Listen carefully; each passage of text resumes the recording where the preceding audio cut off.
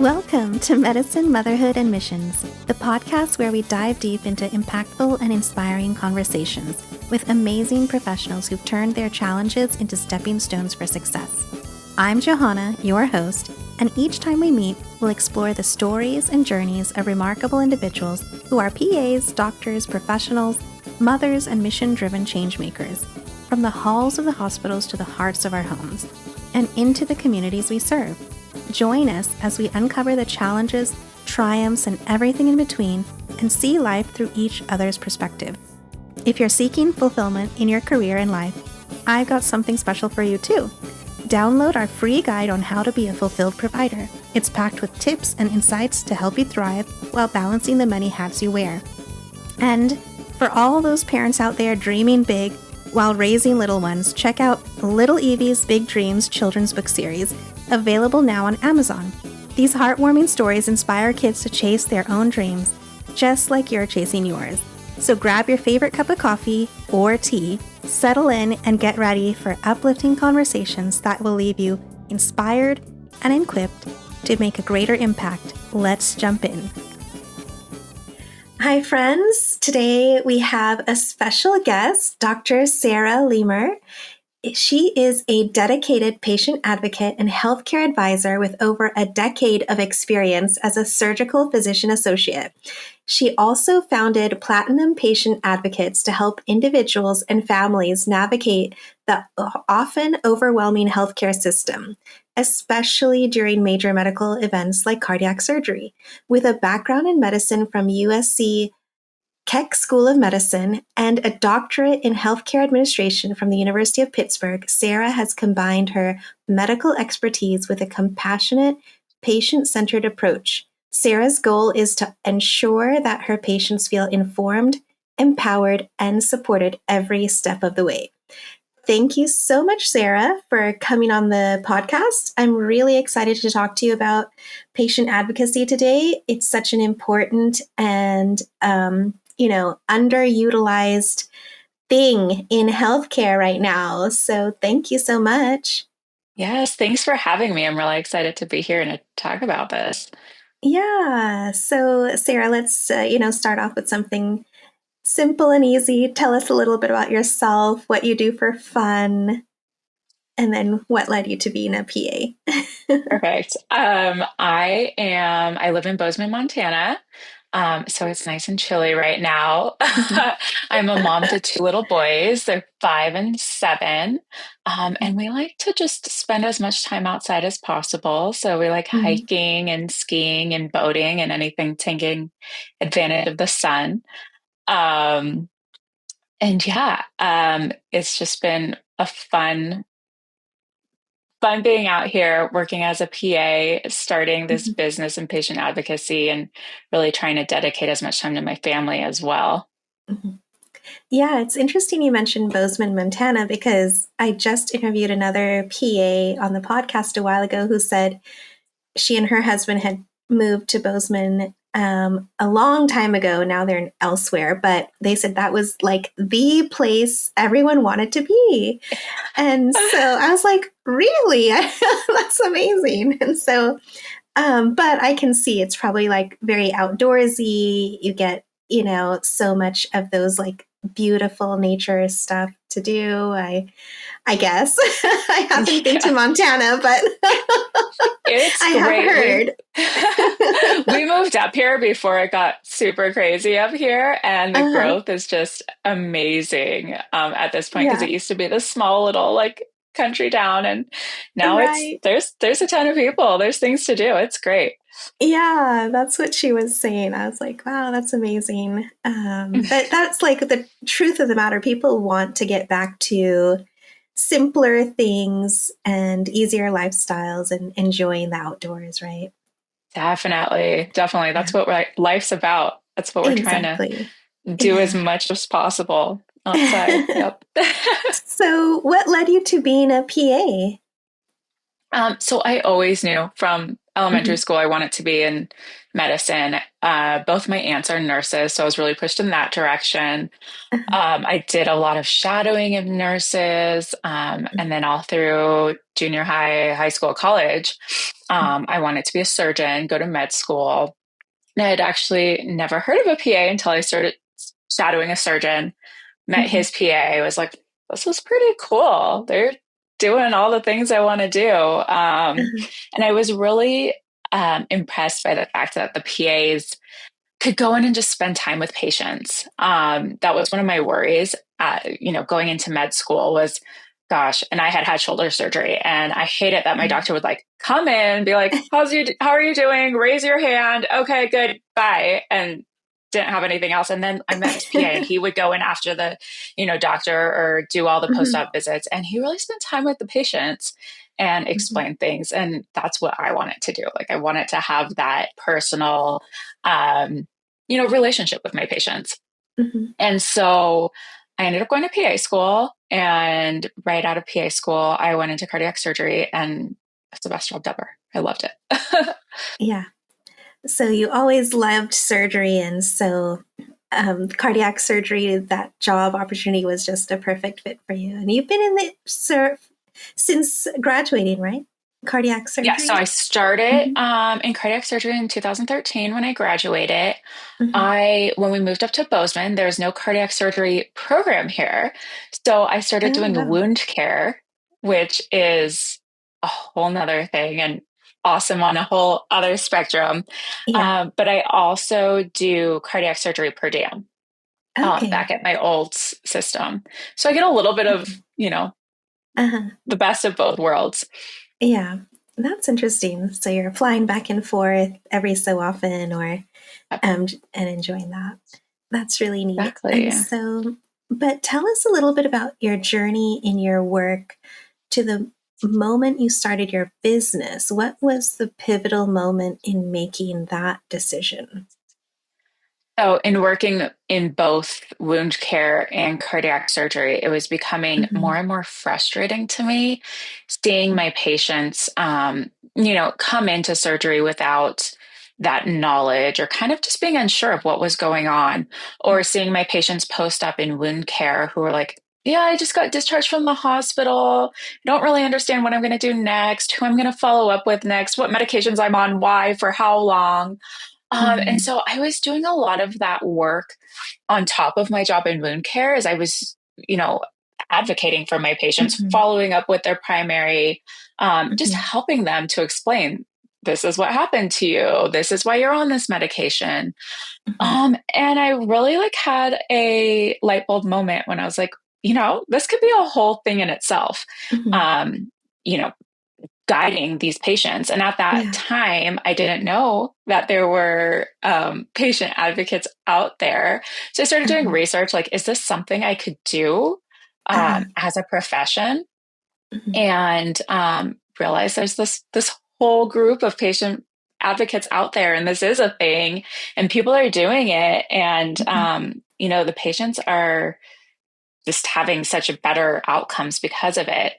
Hmm. So I started my patient advocacy company, and while I cover, help clients with all medical problems, I'm really Hmm. focused on the surgical side because there's such a high need there, and patients go into those kind of circumstances just so scared and Hmm. nervous and lacking that information that will help them get better income outcomes if Hmm.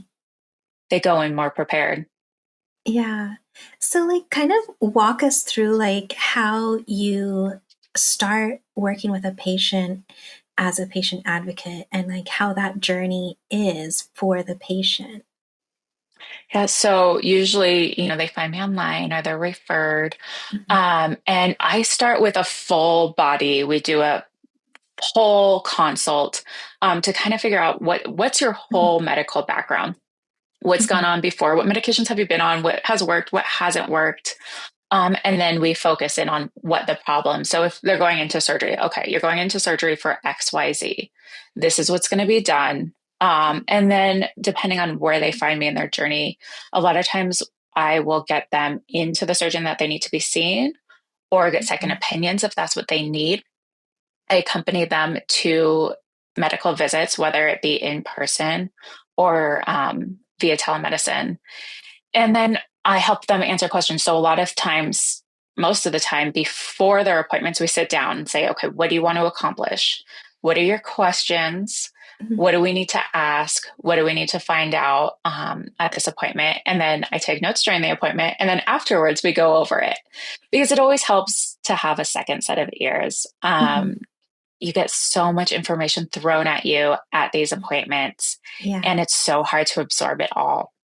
So Mhm. having someone there that, first of all, understands the jargon, Yeah. understands the process, and is able to Mhm. explain it to the patients and make sure that all their answers are brought up and answered correctly or completely is huge. Yeah. And then I do accompany them during the surgical portion. I can be in the hospital with them if they'd like, or I can also do it remotely, just make sure checking in, all the meds are correct, they're getting the meds they need, the nurses are on top of things, they're getting up and walking, getting the proper diet. And then the big thing that is huge and people don't realize is the discharge itself. Mhm. There's so much information when you're discharged. And if you're not or asking questions or know what to ask about what to do at home or what to do at follow up, it can be really anxiety inducing for the patient. So having someone there to make sure that that's all those steps are being followed is very helpful. And then after discharge, I follow up with them, make sure that all the appointments are set up, and that they're feeling well and everything in their recovery is going as planned. That's remarkable. And I love that you've started this whole business. I don't want to sound like it's a business because it's more like this compassion oriented, patient care centered way of thinking, even though it's a business, but it's just such a needed concept. And I know you said that you had seen that there are patient advocates now popping up more often, Mm-hmm. which I think I've heard of a little bit, but not as much yet. Right. But it's such a needed field because, as you said, discharge is one of the critical points in the hospital stay because sometimes you just have to make sure they're discharging appropriately, first of all. Exactly. I And mean, that's the other thing. Sometimes patients aren't ready to go, and we have to fight the exactly. discharge and make sure that everything is taken care of before they're sent home. So that's another Exactly. big thing that we do. Yeah. Yeah. And even just just the space because I know as you said, people wonder how, are they asking the right questions? Because I find that a lot of patients, I think many providers, they go into their clinics, into their offices and see the patients and they ask, so do you have any questions? What are your questions for me? And the patients, sometimes they're prepared, but then sometimes they're like, I know the minute you leave here, I'm going to have all the 10 questions I had pop up in my mind Exactly. again because I just forgot all of them. And so, Right. but that's like such a common thing for patients is they all, don't know what to ask. And I know even talking to different family members, sometimes who aren't in the medical field, they feel that frustration and just difficulty. Like, what do I ask? Am I doing the right thing? What they said this, what is going on, And Right. so it's definitely something that's so needed. And I'm surprised it took us so long to get to like having these types of, advocates for patients, and so I it's great. Yeah, I know. I'm so surprised that this hasn't come around sooner, or that Hmm. even most medical providers I talk to don't know that it's a thing. And it Right. helps both the patients and the providers. When Hmm. you have someone there that is helping communication, things just go so much smoother on both sides. Yeah, for sure. I think there's lots of like less frustration because, you know, you're seeing patients mainly because of, you know, severely difficult situations, right?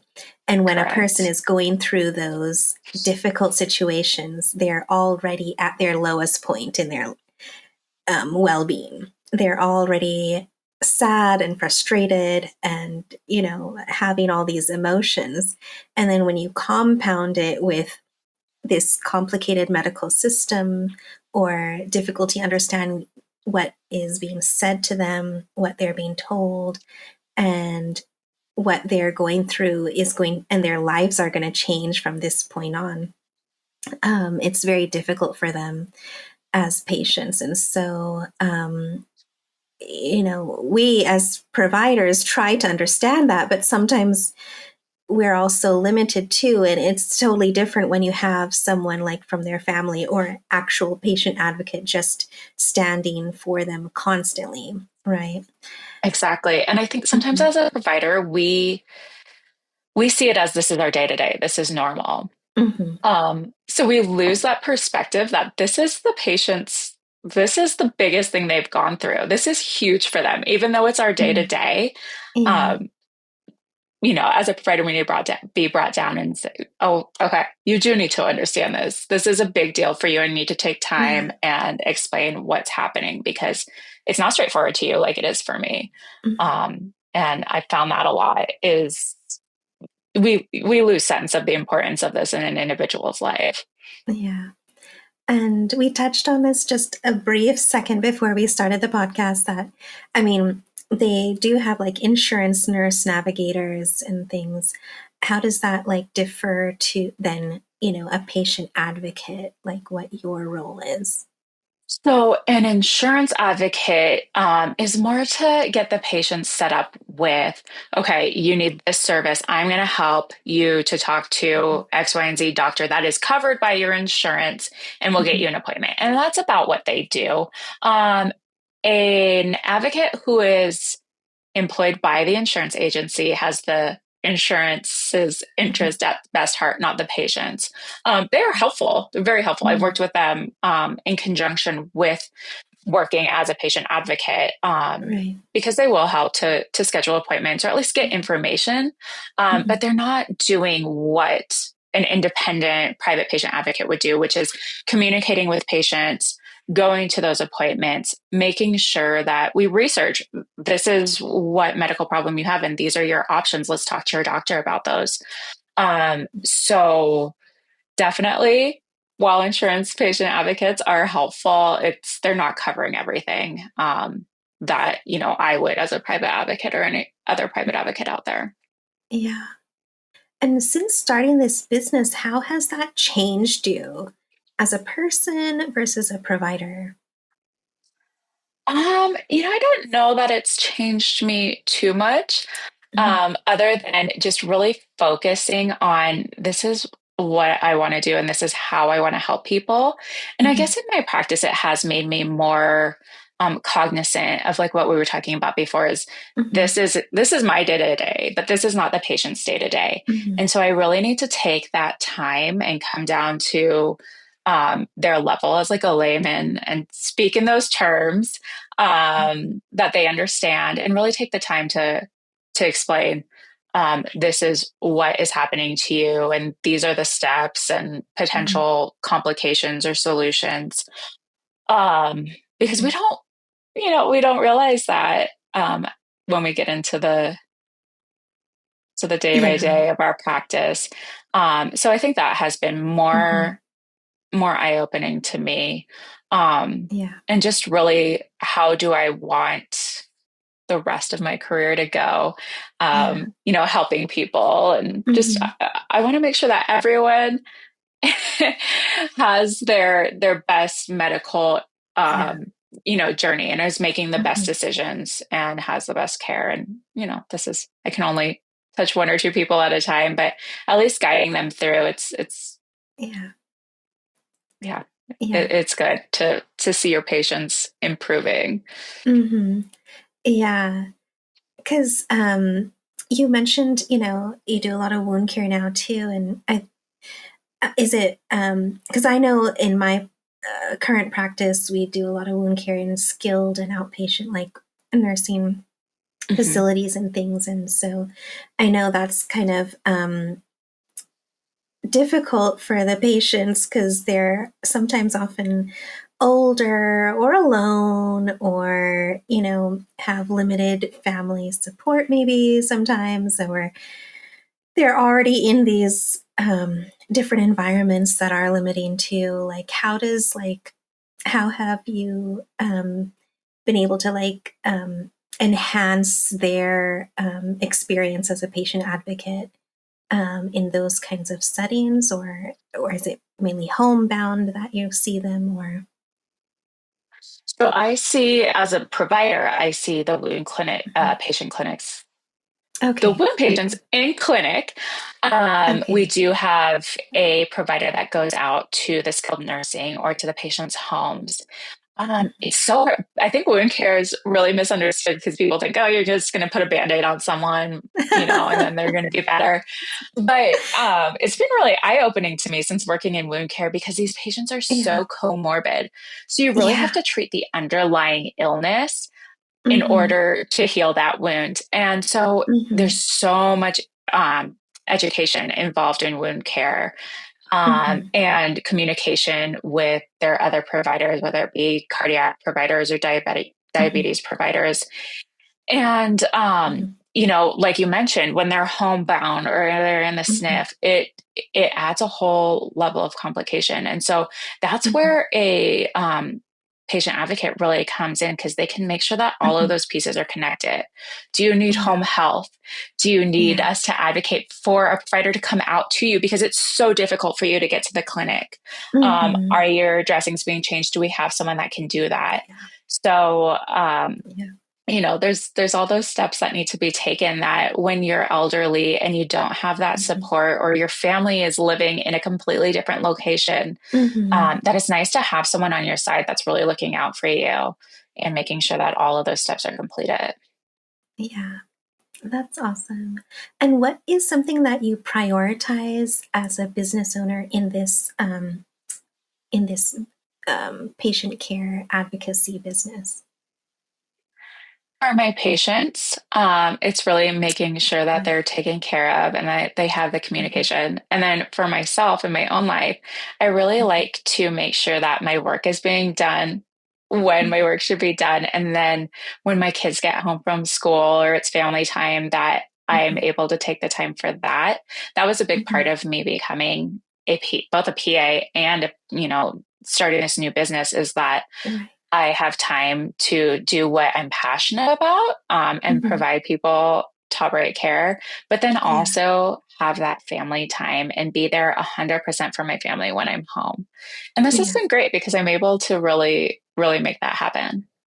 that's awesome.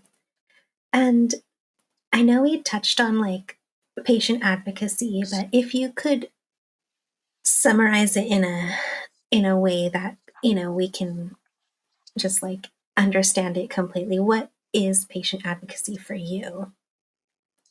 So, for me, a patient advocate is someone who provides the support, the guidance to the patients as they navigate the healthcare system.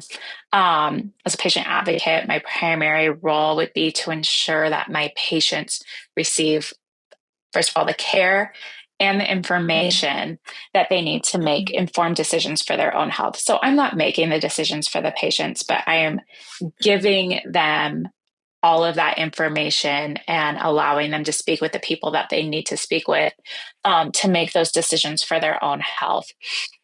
And then patient advocates can also do a lot of other things, Yeah. besides helping with communication and providing information. They coordinate care, which we Mhm. already talked about. So making sure the patients get into their appointments. I mean, you know how hard sometimes it is to make an appointment with a specialist. Yeah. And sometimes when you have someone calling on your behalf and someone who knows the system and how to get you in quicker, that just happens a little bit faster. We also can help with insurance and billing. So look into their bills, make sure they're being billed appropriately, that insurance is covering what it should be covering, that their deductible met and they're not being billed after that. You'd be surprised at how many billing anomalies we find, and we're able to get money back for the patients. Mhm. And then I think more than anything that's super critical is we're there for emotional support. Mhm. We can talk through all the situations with the patients, just be there to talk, um, be a shoulder to lean on. So, yeah, you fill a lot of different shoes. And why are we failing in patient advocacy?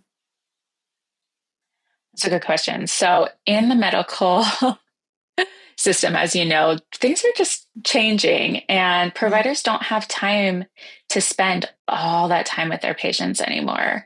Mhm. And so much of medicine is education Mhm. and, making sure your patients know why they're on this antibiotic and that you need to take it 2 times a day, not every other day, which, you know, Yeah. you as a provider knows that, that's an issue. Yeah. But we're expected as providers to see more and more and do more and more and chart more and more in less and less time. I mean, just I know from my personal experience being in clinic, my time with patients has decreased each time slot I have with patients, and often I'm double booked. So while my Mhm. focus is that education Mhm. and emotional support for my patients, oftentimes I just don't have the Mhm. time to do it. And I know that's the case, for Mhm. most people across the board. When I talk to other providers, is it's just so hard to spend the time with your patients that you want. And then you go into primary care where a patient comes in with 10 different Yeah. issues and you have 15 minutes to discuss that and treat them. And it's just Yeah. healthcare's hard right now as a It is. provider. And I think Mhm. maybe people that aren't in the medical community don't realize how much pressure is being put on us as providers to do all the things. Yeah. It's really tough because we all want best outcomes and to take care of patients to the best of our abilities. But it is a tough landscape to work in right now, for sure. Um, and then it's it's so complicated to even talk about sometimes because there's so many different factors and so many different you know limiting factors. But we don't also, I feel like, I don't want to always bash it because it's just hard as a provider, right? Yeah. Oh, definitely. But we all try our best, but it is very difficult right now, given the Right. number of patients and time constraints and demands from every aspect, insurance, administration, so many different things.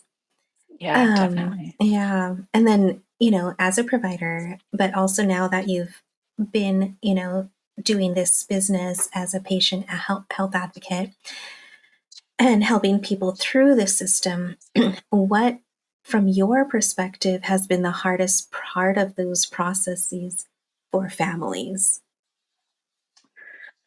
For a family going through surgery or going through a medical issue with Hmm. their family member, I would say the hardest part is like the anxiety and not knowing what's next and not knowing how to help the patient. Hmm. So, one of the big things, and this is funny because a lot of times I'm hired by the family member to help out. Uh-huh. Um, and it's nice because I'm able to help with the communication, not only with the patient, but Hmm. communicate to the family members exactly what's going on. So I don't know how many times, you've had a patient where you have an appointment with them and then their family member's like, oh, I got a completely different story, because it's hard to Yes. translate healthcare issues when you don't speak the language. So it's really nice to be able to just bring that all together for the patient, Hmm. for their family, let them know what to expect, whether it be we're going to start the Hmm. patient on this medication or the patient's going to have surgery. And this is what that surgical day is going to look like. Because a lot of Hmm. times people go in and they don't know what to expect. Yeah. So being able to communicate that to everyone involved is really important. Uh-huh. Um, and then, being there in surgery while the patient's in surgery to be able to communicate to the patient or to the Hmm. patient's family what's going Mhm. on? The nurse just called. Yeah. They said XYZ, which might not make sense to you, but I'm going to tell you what it means. Right. And then Yeah. being there post-op to let them know how they can help because everyone wants to Mhm. help. They Yeah. just don't necessarily know how to help, what to do, or whether Mhm. they're, you know, doing the appropriate things. So, Yeah. um, Mhm. communicating with the family and educating them as well is huge. Mhm. What can we do better to help patients from your experience? I think just the communication part Mhm. and just having programs for the patients or having pamphlets for the patients that Mhm. this is what's going to happen. I know during my doctorate program, we had to do a project, and one of my classmates' projects was to get literature for the patients because they're being Mhm. sent out without anything, and that literature Yeah. just that they can read over. Mhm. This is what's happening to you. Here are your Yeah. check marks of what you need to do next. And Yeah. just letting patients know what's going on because I think most of the anxiety is the unknown. Mhm. So really communicating what's going on is big. And, giving providers more time to spend with their patients would be awesome. So, Oh, yeah. one day. Yeah, yeah. It's interesting. Yeah. I mean, I don't know how some people do because I'm glad I'm not in like a primary care clinic practice, so I don't have to deal with too much of that right now. Mhm. But I don't know how people do those like quick visits and still gets things done. But I guess like in primary care, you are developing relationships over long term and you're seeing the same patients usually like every so often. So you build that Right. trust and build that, um, I guess, relationship and ability to see them over time. But sometimes I guess, you know, in between those visits, the patient still is, wanting information and finding out what's happening or if things change. Like, so do you like help with anything like in between those visits, like and how do you like coordinate with that? Yeah. So, we do check in. So depending on Uh-huh. what, how close of a relationship patients want to have or how often they Yeah. want to check in. Mhm. But a lot of times I'll do weekly check-ins with my clients and Okay. how is everything going? How have your blood pressures been? How are you Uh-huh. having any side effects to these medications? And then if there's anything to be concerned about, I help them Mhm. communicate with their provider. Uh-huh. And so sometimes that's me if they want, I make the call myself and Mhm. I translate what was being said by the patient Yeah. to the provider. And then I'm available on those calls when the provider calls back to Mhm. say, this is what you need to do, or do we need to get you in for a follow up appointment? But I think it's also really great because people don't want to complain, in between visits. I mean, some people do. I'm sure, I'm sure you have patients that you hear from all the time, but a lot of people, they don't want to be a bother. They don't want to ask those questions. They'll say, I'll ask that at my next appointment in 6 months, where really Yeah. it should be something that should be brought up right away. Yeah. So Mhm. having someone on your side that's Mhm. saying, yes, let's discuss this with your provider. Let's call them. Let's email them.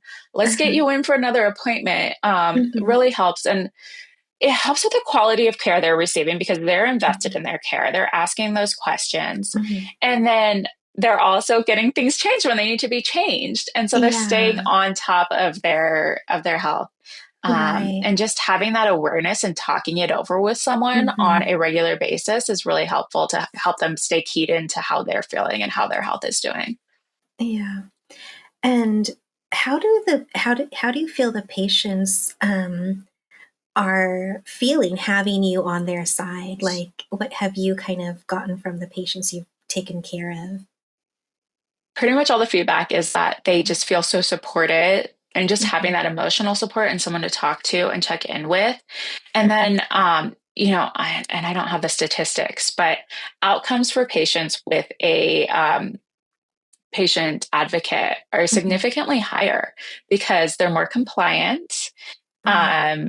they're educated, and they take better control of their health. Yeah. Yeah, I think like that's also part of the thing is you're helping empower them. As you said, that's your Exactly. goal, right? To Yes, empower them to be able to understand their own health and how right. to take care of themselves, right?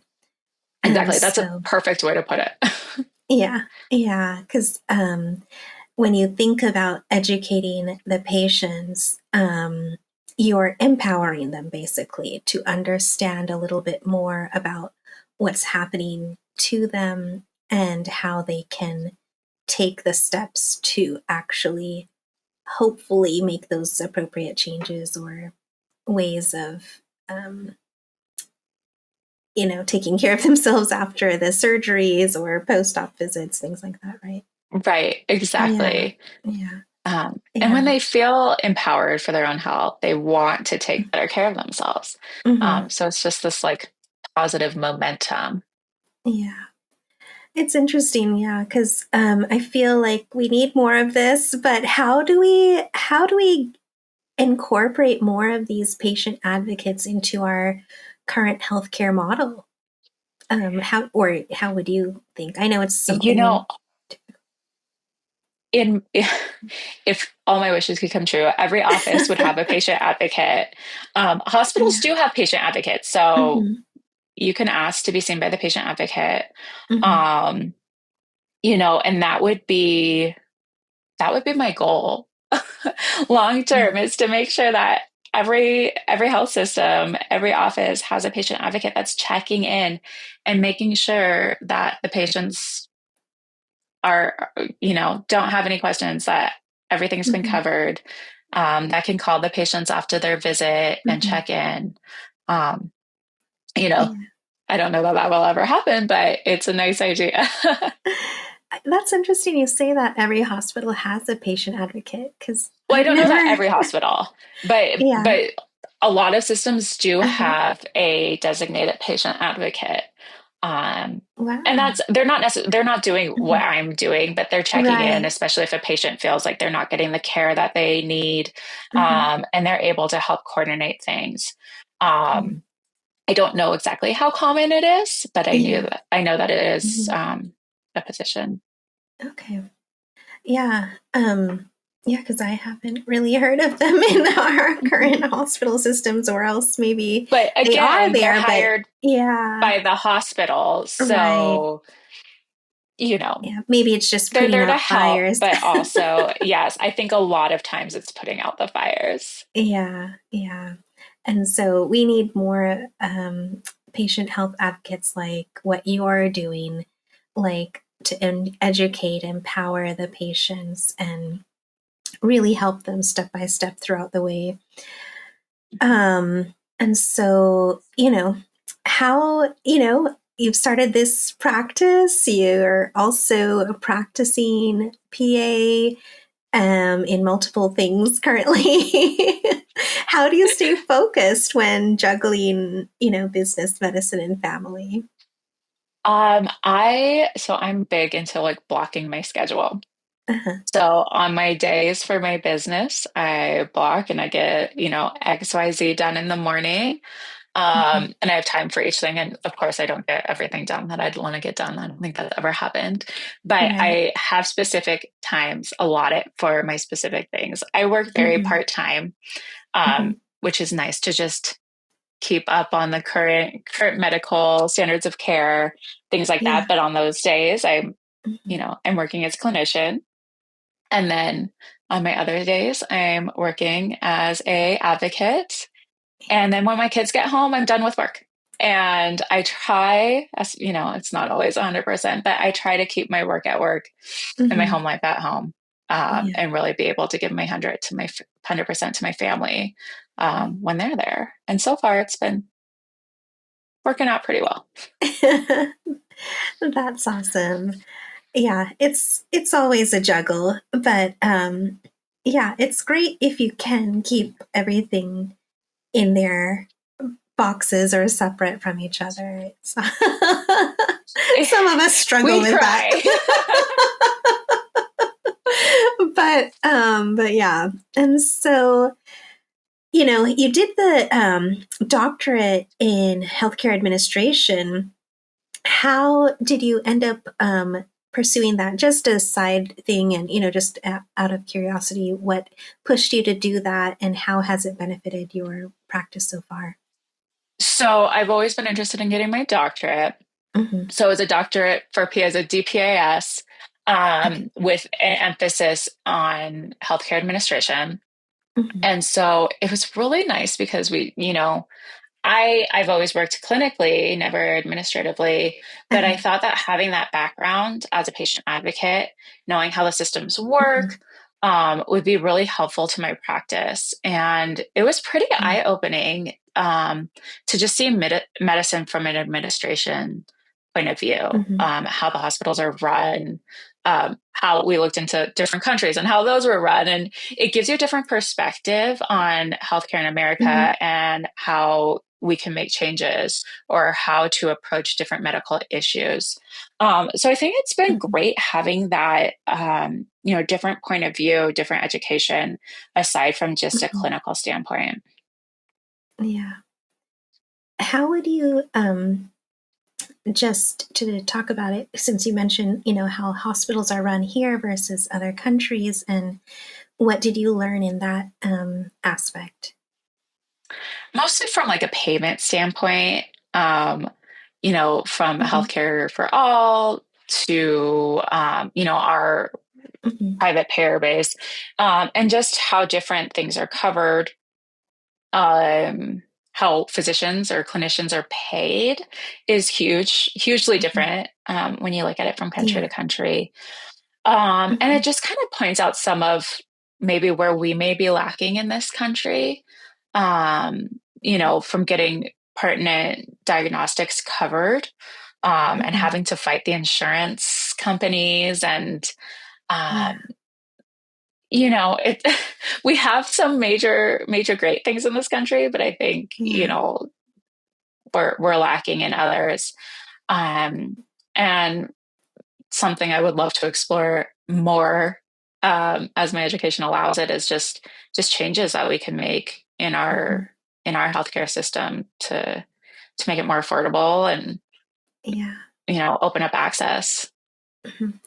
I think it's something that is needed, because we have my in-laws in a different country, or in Australia, and so, you know, just speaking of like patient advocacy and resources, they have a lot more resources that they can take advantage of and have access to without a huge immediate cost out of pocket. I know they pay a Hmm. lot in taxes to get those resources, but at that stage in life where they are, it's such a huge benefit for them that it's just, worth everything that they've probably had to pay in taxes for. You know what I mean?